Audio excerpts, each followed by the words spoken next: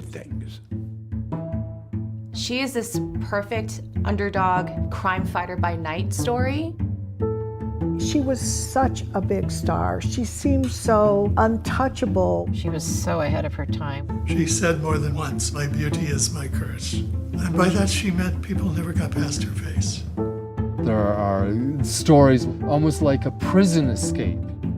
She created her own reality, and I find that really fascinating. She did have a secret. Wi-Fi, Bluetooth, that's her technology.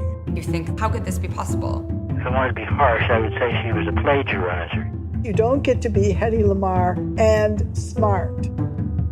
I know what I did. There comes a point when you can't take any more, then you have to make yourself heard.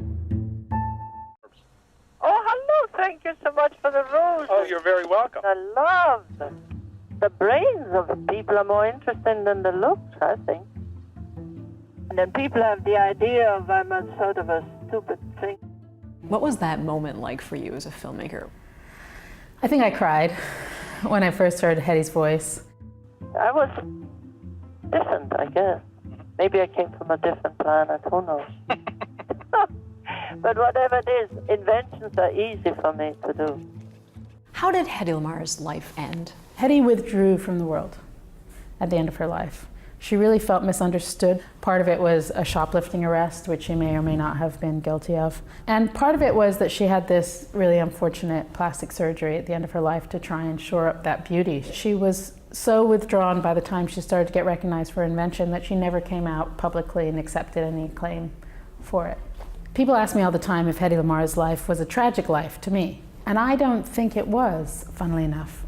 Even though she did have this really dark period, at the end of her life, she really examined what she'd been through and she came out with some wisdom.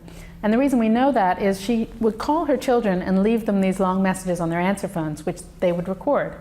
And on one of her answer phone messages, we found her really trying to tell her son the message of her life through this poem.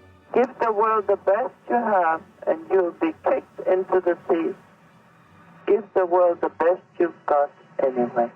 And in the poem, she's saying to him, you know, you might feel kicked in the teeth. You might feel that the world never understands you or applauds you for your greatest achievements. But you know what? Do it anyway. Do it anyway because it's in the doing, this great thing that will change the world.